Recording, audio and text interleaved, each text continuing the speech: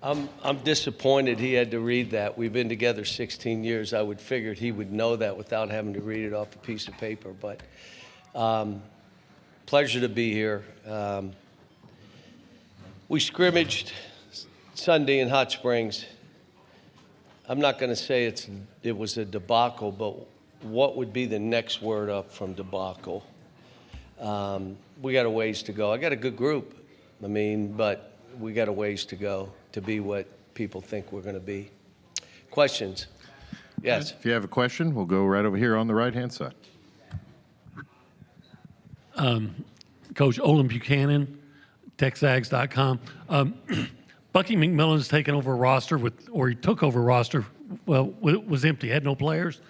You have some experience with that. So what does it take to start with an empty roster and make a successful run through the NCAA tournament? We started 0-5 in our league, so it's not like we just went in and went up. I really believe in what we do. You better be with good people, your staff and the players, that they take responsibility, that we all own what's going on, including them and the staff. And then when things get rough, it's what kind of hardens you to what this really is about. And the only people you can count on are the people in the room. And if you're worried about all that other stuff, that's why I have on my wall, coach your team. None of the other stuff matters. But I would just tell them, just make sure you got good people, because normally it's going to be rough early. Then after that, it gets better. Okay, Coach, we'll stay over here on the right. Hey, John, it's Matt Byrne at the Arkansas Democrat-Gazette. Now year 3 for DJ. What more are you wanting? Say that again? Now year 3 for DJ.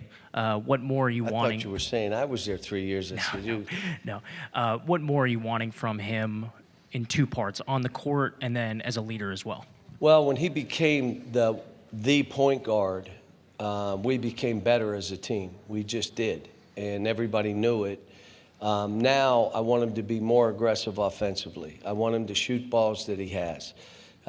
They go under ball screen, shoot it. They go under a dribble handoff, shoot the ball. You come down in transition, they back away, shoot the ball.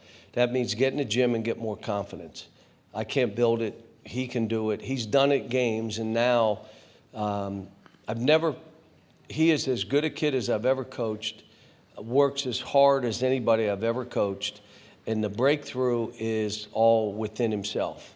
And it's there now, just, it's time to go show it all. So I'm just happy he's still with me and I'm coaching him. Love being around him every day. Coach, we're going to go over here on the left-hand side.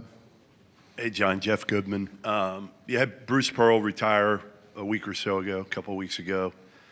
Tony Bennett, Jay Wright go early, especially with the changing landscape now.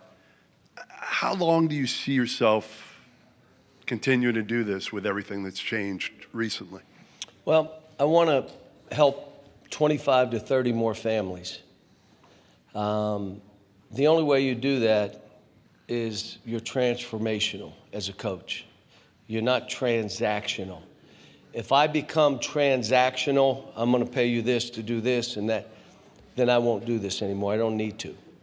I think all of those said, I've done what I do and I'm not willing to do all this to stay in the profession. If you watched us in practice, you would say he's still connected. As long as that's the case, I'll know before anybody else that it's transactional now. That's why if someone put their name in the portal, I said, you're not coming back, because it's not going to be transactional. If this is what you want, let's go, let's work together. I will tell you that all the issues we have, part of the reason I'm still doing this, my son's in coaching. Kelvin Sampson and I just talked. I said, we got to fix some of this stuff before we're out for our own children. Right now, the things that we're dealing with, like we want to put it to other people, but the thing is filtered down to the coach and coaches. So, we talk about the transfer portal. I don't mind kids transferring. You just can't transfer 4 times because it's not good for you. 4 schools in 4 years, you'll never have a college degree. But that last place you'll be, they'll really be loyal to you. you're a mercenary. They're not going to be.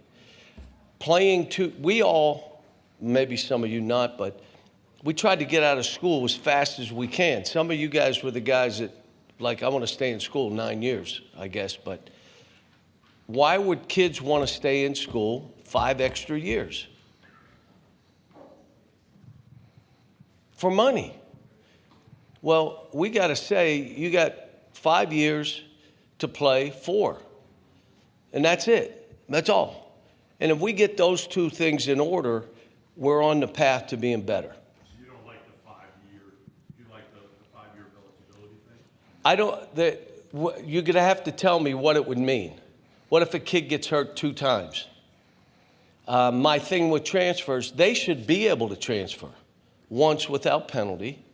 And then after that, you can transfer. Just you have to sit out. But you can transfer. Well, I'm not saying don't transfer, but we're doing a disservice to these kids the way it's being handled right now. All right, we'll go over here to the right. Myron? Myron Metcalf, ESPN. John, there's been a lot of talk about tournament expansion. What is the right number of participants in the NCAA tournament, in your opinion? Well, I just think you leave it how it is, because if it's not broken, go with the known, leave that unknown alone. We don't know what will happen to it. And I'm not worried about money or anything else. I'm saying that tournament, I still don't know what all this transfer stuff and all the eligibility stuff's going to do. It could be 2. They could have a mid-major team that average age is 26. They're pretty good. And all of a sudden, they get to advance. It may be NIL has killed all the mid-major schools. None of the kids are staying in mid-major. I don't know. It's going to end up playing out. But I would leave the tournament alone, but that's just me. Coach will go straight in front of me, 3rd row. Ben Roberts, Lexington Herald leader. Cal, going back to DJ, just where have you seen the growth with him the most, going back from he shows up just 18 years old at Kentucky to today? I mean, I think he's more comfortable with himself. Like, a lot of these kids get ranked, and then they're trying to live up to rankings. And what does a ranking mean? Even it's you got to go in and compete and take what you want, but it could be a burden. And I think with him, like, he needed to shed that and just be the player he is, and let's see your best version. And I believe his best version is being more aggressive, less dribbles, more attack. The things that he's doing, the way he leads, he's just matured. And every kid is on their own path. Like, we tell every kid that I recruit, you plan on staying 2 or 3 years. But if after a year you're good enough to leave, I got no problem with that. I'm not going to have you stay. I'm not going to force you out if I think someone's better than you. This is your path, not my path. He was on a different path. His family is fine with it. His dad is fine with it. Some kids get impatient. I've had kids leave too early. I have. I try to talk to them, but I'm ready, okay. And the NBA is no boys allowed. That's a man's league. And you better have everything in order, both mentally, physically, and skill-wise. If you don't, you're getting a short period of time and you're gone. Okay, we'll go front row, here to the right.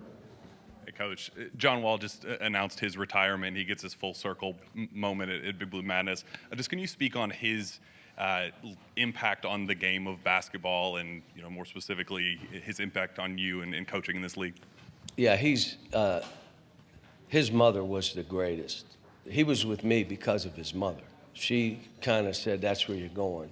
And then he did this one, all that, and it went viral. And he and Eric Bledsoe, I called Eric on the way in. I don't know if he's still here. I haven't talked to him probably in 8 months. I didn't know if he was in Alabama or not.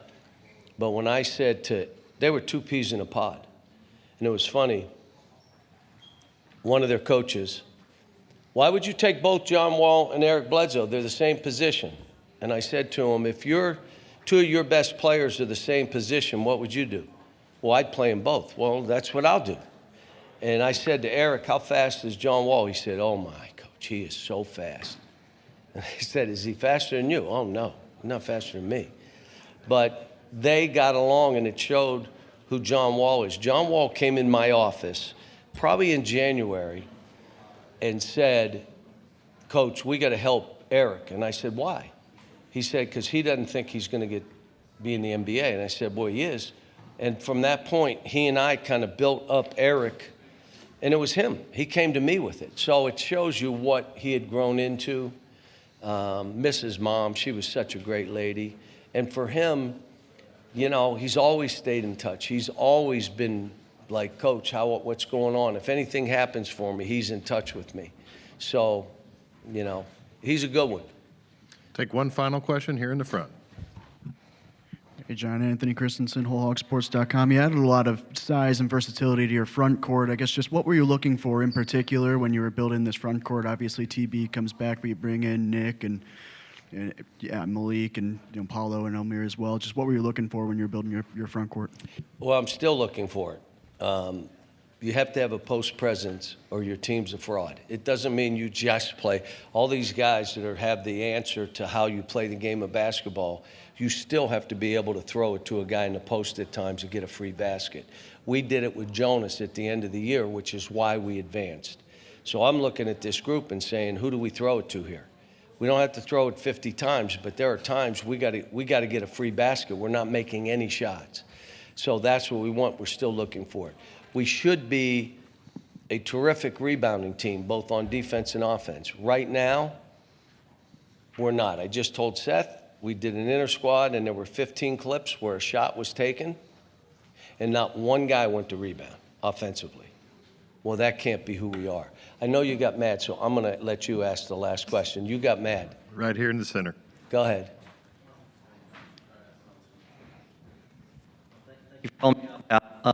Ryan Black with the Louisville Journal. And I'm sorry to do your third question about DJ, but you mentioned with every player that you get in, saying there might be 2 or 3 players. Was he one of those guys that you thought? So you weren't supposed to talk, I guess. They're turning you off? What? Yeah. I saw you get mad because he said last question. That's why I called on you. Here's another mic. And it's hard for me to stop talking, so I take less questions. But go ahead. Well, okay, I guess I'll just start all that again. But yeah, Ryan Black with the Louisville Courier-Journal, and like I said, Cal, you mentioned, every guy you get, you tell them to plan to maybe be there 2 to 3 years. But with DJ, is he a guy that you thought would be on that path, or did, like I said, with all the recruiting hype about him, a lot of people thought he would be one and done? You don't know until you get the guy. And you can think what you want, and then you coach him, and it's got to be all three, physically, which includes the athletic part, being in great condition, and it takes mentally, are you strong enough for the ups and downs of what we're doing? And then the third thing is your skill level to the level that they're going to want to see. And I tell these guys, it's not what you want to show. It's what they want to see. And you know what? Some guys have it faster, quicker. We've had guys drafted scoring 9 points. As a matter of fact, I think Daniel Orton scored 3 points a game, was drafted in the first round. None of that matters. Where you're ranked, the points, it's what you do, does it transfer? Is that it? Thank you, Thanks, Coach Cal, folks. for your time. Thank you. Thanks.